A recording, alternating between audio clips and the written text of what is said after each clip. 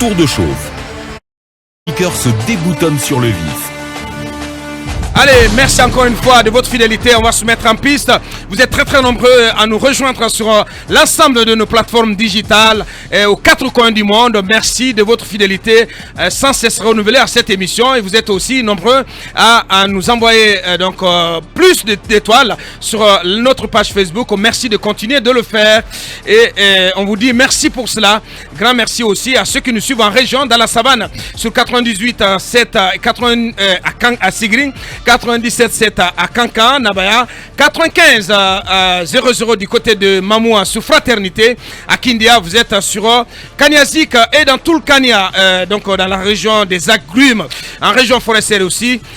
Vous êtes sur le réseau synchronisé de la Bomida. On n'oublie pas le Sankara aussi, Farana, qui est connecté à cette émission. Toute l'équipe du jour pour vous tenir compagnie jusqu'au port de 11h.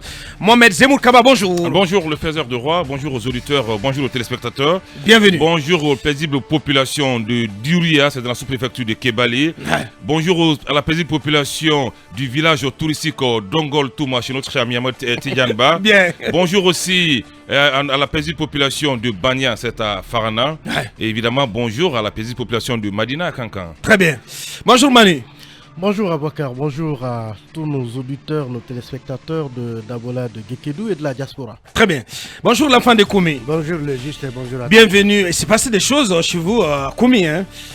J'ai vu, j'entendais dans le grand virage d'hier plutôt, ce cas de viol perpétré sur une mineure. C'est triste, franchement, Talibé. Ce n'est pas que à Koumi que ça s'est passé. Non mais je ne peux pas stigmatiser son monsieur. C'est une mauvaise publicité à laquelle je ne prête pas le flanc. Bien. Bonjour à tous. Bien. Je dis bonjour à Wassolo et à son président, Elhaj Moussa Sidibé. Bonjour à Koumba Diallo. Bonjour cher Omo, bonjour à nos chers auditeurs et téléspectateurs, bonjour à Nono dans Kouroussa. Très bien. Bonjour à Kouroussa, parce que je me rappelle encore de ce camarade-là. Très bien. Mes hommages à sa famille. Bonjour à Dalen Dallabé, bonjour à Koumbia dans Gawal et bonjour à Madina Guilegui chez le doyen Dansa Kanté. Très bien. Et j'aimerais dire bonjour à Kankan. Bien. Parce que ça me rappelle un peu l'Ancine Kaba. L'Ancine Kaba, où es-tu? On veut te voir en Guinée, on veut te parler encore. Tu as pris de l'âge, reviens un peu pour qu'on te parle, bien, pour qu'on te serre la main, pour qu'on te regarde, pour qu'on t'imite. Et peut-être qu'on aura ton intelligence. Très bien. Bonjour l'enfant de Konendou. Bonjour à Bouakar, bonjour à tous et bonjour à nos auditeurs de Londres, et notamment Lucien Lynn Fadiga qui nous écoute tous les soirs, même quand il est... Fadiga de Paris oui, Fadiga aussi de Paris. Oui, Fadiga, Sanoussi. Très intéressant. Super intéressant. Ouais, super intelligent. Il est aussi un grand auditeur de films et de Mirador. Ouais. Bonjour l'enfant du triangle NKK. Bonjour l'influenceur. Bien. Mais c'est toi qui as commencé. Finalement, je n'ai pas de droit sur mon... Mais il faut le breveter. Sur mon produit. Bien. Bonjour à Monsieur Mordou, bonjour à Koui, bonjour à Komodou. Abakar, bonjour, on va dire symbolique à Kouroukoro. C'est chez Abdul Dabo qui est un auditeur fidèle à Très Londres, bien, en Angleterre. Et en parlant d'Angleterre, je dis bonjour à Iliassou Makiba, futur diplomate qui nous écoute aussi tous les matins. C'est une grande amie à nous tous ici pratiquement. Et je dis bonjour à l'association guinéenne des étudiants du Tour, c'est en France. Ils nous écoutent aussi, c'est des jeunes très brillants et qui seront sans doute... bientôt très utile au pays. Bien. Voilà. Bonjour à Bouroual Tapé aussi du côté de Pita, parce que voilà, ce nom-là, on l'entendait depuis notre tendre enfance. Allez, c'est important de le rappeler. Allez, on commence avec vous, Mohamed. On s'intéresse aux albinos ce matin. Oui, on s'intéresse aux albinos. C'est une scène rocambolesque qui s'est passée du côté de Kagbele. Lorsque je dis rocambolesque, parce que la fillette de 12 ans a échappé à une tentative d'enlèvement.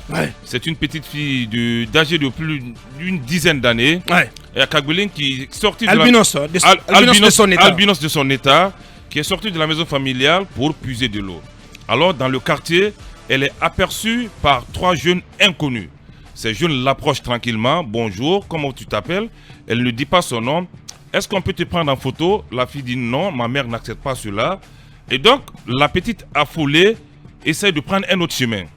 Alors les jeunes aussi rebroussent le chemin, mais en attendant la fille ailleurs et en prenant la fille à distance à photo. Donc lorsque la fille a été prise en photo, elle a paniqué, elle s'est retournée à la maison. Et ironie du sort, ces jeunes vont se réunir dans un même café et une révélation est affichée par l'un des jeunes qui appelle un interlocuteur au téléphone en disant « Oui, j'ai aperçu une et elle est très propre, elle n'a aucune tache. Ouais. » On parle de la fillette albinos. Ouais. C'est-à-dire c'est une proie qu'on a repérée, elle n'a pas de tache, donc on peut la choper. 2 jeunes sont encore derrière qui vont dans un autre carrefour en espérant attendre la même fille albinos si elle doit se promener dans le quartier. Ouais. Mais hélas, la famille de l'albinos a été alertée à temps. Au moment où je vous parle, on l'a confiée à l'une de ses tantes dans un quartier en route Malheur de Conakry. Ouais. Comme pour vous dire aujourd'hui, entre guillemets, qu'il m'en excuse, est-ce que les albinos se retirent aujourd'hui des gibiers pour certaines personnes de mauvaise foi, des proies prisées pour des sacrifices humains. Parce que nous sommes en transition, tout est possible. Non, mais c'est là un fait qui est connu en Guinée, dans un fait de société connu en Guinée, Mohamed. Oui, c'est pas une première. C'est extrêmement connu. Ça, on a besoin des organes. Le contexte fait que voilà, il y a plus de d'attraction vers ces albinos. Et c'est qui est quand même très très très grave, Mohamed. C'est très grave. Une fille de 10 ans, qu'est-ce qu'on disait, qui va puiser de l'eau dans un quartier, vous la pourchassez pour une histoire de photo, elle refuse, vous la prenez à photo. L'information c'est que cette fille albinos a failli se faire enlever par des inconnus. Par des inconnus à Kabylie, tout à fait. Et pour le moment, elle est chez l'une de ses tantes dans un quartier en Haute-Banlieue de Conakry. On ne peut pas donner l'adresse évidemment, mais sa vie serait vraiment en danger. Pour ceux qui estiment que les albinos entre guillemets sont des gibiers ou on peut les prendre comme sacrifice, qu'ils se détrompent. Ce sont des personnes à protéger. Ce sont des êtres humains comme nous les côtoyons régulièrement ensemble. Je ne crois pas que ces albinos doivent servir de sacrifice humain pour d'autres citoyens. Très dommage. Non, mais c'est très dommage. Très dommage. Forcément, voilà, ça doit faire réagir Manu. Ben, évidemment, ça fait peur à la limite. Parce que les périodes de transition, généralement, sont des périodes très agitées et on prépare des élections. Et évidemment, des personnes sans scrupules, avides de pouvoir, parfois sont prêts à tout pour atteindre leurs objectifs. Ouais. Mais comme l'a dit Kaba, ce ne sont pas des gibiers, les albinos. Ce sont nos frères, ce sont nos sœurs, c'est des personnes comme nous, qui ont droit à la vie comme nous, qu'il faut protéger. Et là-dessus, je pense que même les autorités devaient être très vigilantes là-dessus. C'est une question qui interpelle le ministère de l'Action sociale, notamment. Oui. Il faut beaucoup de vigilance autour de ce phénomène-là pour éviter justement que des Guinéens à part entière se sentent, on va dire, permanemment sous menace dans leur propre pays. Bien, Talibé. C'est un fait très grave. Je pense qu'il faut d'ores et déjà qu'il y ait une enquête sérieuse autour de ce qui s'est passé, puisque est-ce que c'est la première personne ciblée et même victime depuis le début de la transition? Parce qu'il faut le dire, indépendamment d'une période de transition, certains prennent pour cible ces albinos, les assimilant à des êtres porteurs de chances pour atteindre certains objectifs. Ce qui est absolument faux et il ne serait pas, en tout cas de la part des autorités, il serait très très important de prendre toutes les dispositions parce que, comme Emmanuel l'a dit, ces albinos, ce sont nos frères, ce sont nos sœurs, nous montons, nous descendons ensemble. Et en fait, la seule différence, c'est cette couleur de peau qui s'explique scientifiquement. Effectivement. Donc aujourd'hui, je ne vois pas pourquoi des esprits maléfiques feraient croire que un albinos pourrait aider à ce que la transition dure plus longtemps ou à ce qu'un leader politique à mal justement de popularité pourrait se retrouver au second tour d'une élection présidentielle et que sais-je encore.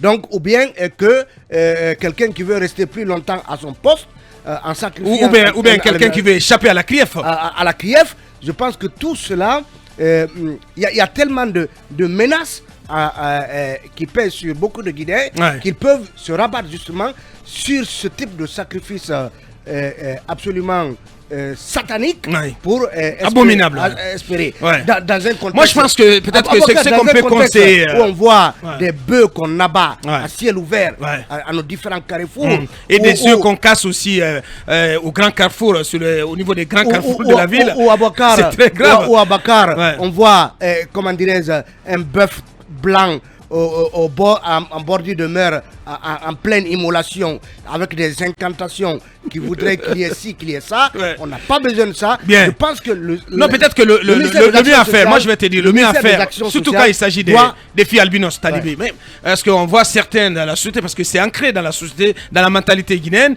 il y en a qui épousent les filles ou les femmes albinos parce qu'elles seraient porteuses de chance. Je pense que c'est qu'il faut plutôt encourager que de penser à les sacrifier. Honnêtement, aucune pratique. Non, mais si jamais. Non, mais il faut épouser une albinos parce qu'on l'aime. Non, mais absolument. Tant qu'il y a la moindre considération, discriminatoire, c'est un problème. Qu'on ne l'épouse pas parce qu'elle est porteuse de chance, parce qu'évidemment, c'est aussi les considérations de ce gars. Non, je dis parce que ça peut être le moindre mal, en fait, au lieu de penser à les sacrifier. Moi, je pense quand même que globalement, il faut les considérer comme des êtres humains comme nous, tout simplement. Des êtres normaux, très sympathiques, qui vivent avec nous. Qui peuvent avoir les mêmes compétences, je pense, ou même des compétences plus compétentes que nous. Je pense à mon grand et cher ami Alkali Daouda Dafé, le blanc. Je pense à Simakan, le sorcier blanc du côté de Joma Media. Aboubacar, il faut qu'il y ait une commission d'enquête pour déterminer ce qui s'est passé, parce que justement, il y a des hordes de sans loi et sans foi qui donc se livrent à ces arts de traque pendant cette transition. On n'en a pas besoin. Oui, Mamadouri, forcément, ça fait réagir. Bon, généralement, je me vois un peu en Afrique centrale parce que c'est des pays comme le Malawi, la Mozambique, Tanzanie, où les albinos sont habituellement persécutés. Des cas de sacrifice, on les a vus dans ces pays-là. C'est désagréable, c'est nauséabond, comme il l'a dit tout à l'heure. Mais en Guinée, c'est plus ou moins étonnant parce que voilà, c'est d'abord un pays de croyants, à combien de pourcents musulmans et chrétiens. On sait que ces religions interdisent ce genre de pratiques, mais oui, l'Afrique a ses mystères, l'Afrique a ses superstitions, mais vous avez parlé de certains sacrifices qui sont pratiquement familiers. Chez nous, je sais pas, tuer un coq ou casser les œufs à des carrefours, c'est des choses que l'on voit qui passent presque naturellement. Donner du fangadama, voilà, c'est des choses qui passent. Mais aller jusqu'à ôter la vie le fangadama, c'est quotidien à un être humain, c'est recommandé en plus. Oui, mais c'est recommandé. C'est instruit par les Bien, c'est recommandé talibé. Il faut souvent le donner, voilà, ce type de sacrifice. Ôter la vie. On est en Afrique, monsieur. Ôter la vie, ça c'est vraiment le comble. C'est le satanisme. Là, on est vraiment dans le satanisme. J'ai oublié le Nigeria à travers des films nigériens qu'on a toujours vu qui mettaient en avant ces réalités-là dans ces pays. Donc ça nous amène souvent à se dire, quand les gens disparaissent souvent, le plus souvent des enfants, et qu'on ne les retrouve plus, la question est, où est-ce qu'on les a amenés, où ces enfants sont passés. C'est pour cela que les parents doivent toujours veiller sur les enfants en ces périodes comme cela, et surtout sur les enfants albinos. Ne les laissez pas se promener seuls dans les quartiers, parce que si ce n'est pas les viols, le pire, c'est par exemple ces tentatives maléfiques comme ça. Et Aboubacar, peut-être Ouri soulève un aspect très important. Ces films nigérians et autres, où on voit justement des scènes qui montrent qu'on peut, en tout cas, faire ces choses avec ces nganga, comme on les appelle, ces féticheurs. Oui, justement, il faut censurer ces films. Non, au Nigeria d'ailleurs, on est dans la tendance. De ce genre de scénario. Au Nigeria, on est dans la tendance de diminuer cela dans les productions de films. Scénarios des films. Des scènes qu'il faut expurger de ces films parce qu'on n'en a pas besoin. C'est absolument faux. Voilà. Bien, cabinet. Il faut dire que les intentions sacrificielles qui donc animent ceux qui font ces pratiques-là, il faut les corriger. Je pense qu'il doit y avoir... C'est pas grand-chose, monsieur le français. Non, si, j'en sais beaucoup. J'en sais beaucoup. Bien. Non, mais je veux dire que l'État doit pouvoir...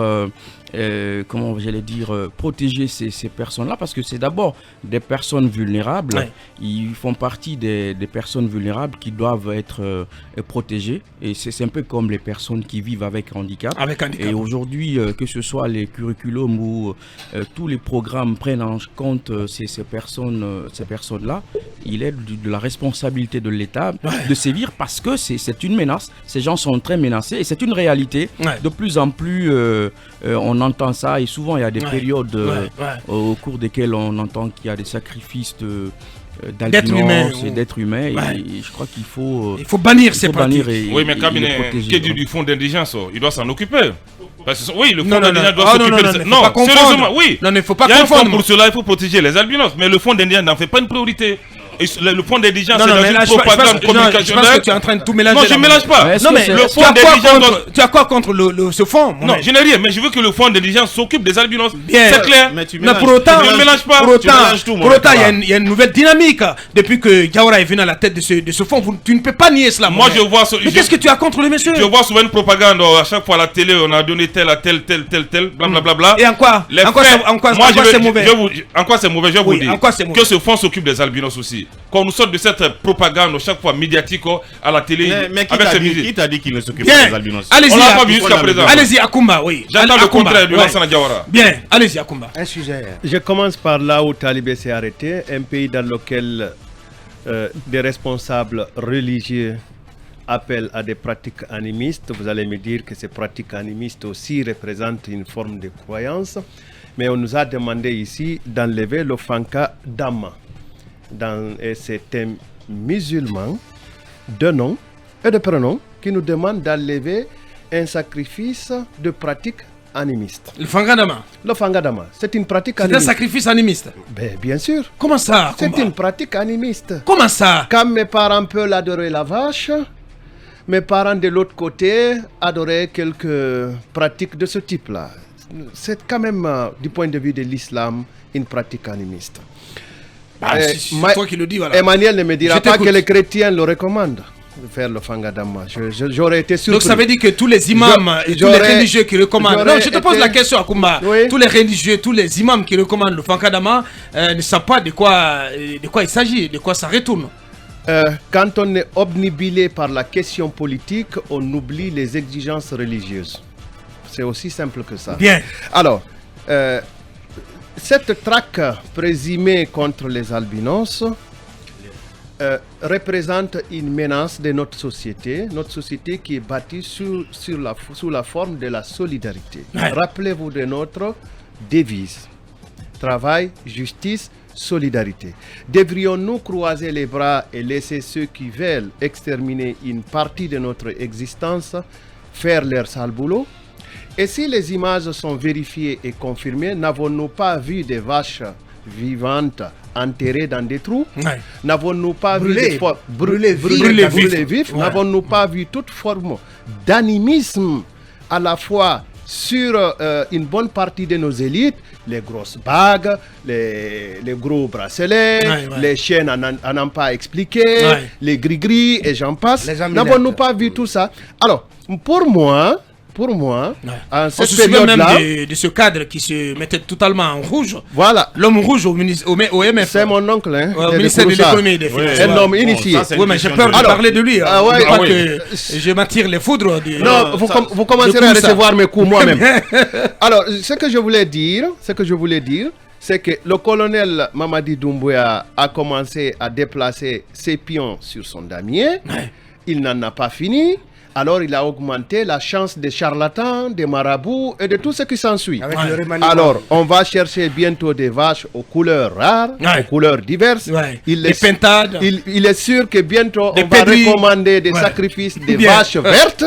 Des vaches vertes. Et puis on va recommander, on va en chercher. On va des éléphants blancs aussi. C'est possible. On va recommander des vaches ou des taureaux aux cornes fourchues. C'est-à-dire que comme les taureaux de buffles, comme les cornes de buffles. On va recommander des vaches aux sabots arqués.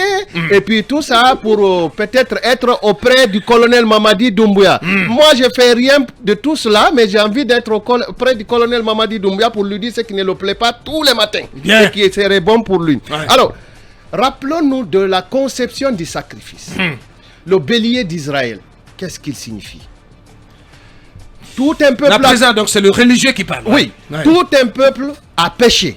Et il décide de remettre tout son péché sur un animal. On prend cet animal, on le jette dans le désert, où il n'y a ni eau, ni herbe à brouter. Imaginez-vous cette douleur. Vous décidez de pêcher et vous décidez de faire payer cela par un animal. Je pense que c'est extrêmement dangereux. Et pour revenir chez nous, en Guinée, dans la culture guinéenne, la culture que nous partageons, les compartiments culturels que nous partageons. Chez les Mandés, une femme bossue, c'est quand même la mère d'un chef. Sundiata Keita, n'avait-il pas une maman bossue? Effectivement. Chez les femmes aux ouvertures dentition devant là, je ne sais pas comment on appelle ça, il y a un nom approprié que je ne connais pas, comme la dentition des talibés là. C'est des femmes qui portent des chefs, ainsi de suite, ainsi de suite. Je ne connais pas pour la forêt exactement, même si je suis un amoureux de Jogbela Togba, Pivi. Mais il faut qu'on fasse très attention. Seuls les efforts payent. Les sacrifices que vous faites là, vous êtes en train de commettre des péchés pour rien, parce que Dieu a dit, tu n'ôteras pas la vie. Bien. Oui, mais au Mandingo aussi, par exemple, lorsqu'on voit le front d'une femme, ou les orteils, sa démarche, on sent si c'est une femme de chance ou c'est une femme de malheur. Oui, moi, lorsque j'aperçois une femme, je pense que son front. Et la tienne la tienne, c'est une femme de chance, évidemment. Non, lorsque je vois le front, bien. Ça à Grimoire. Franchement, voilà. Là, on n'est pas d'agrément là. C'était le serment de l'imam Makumba.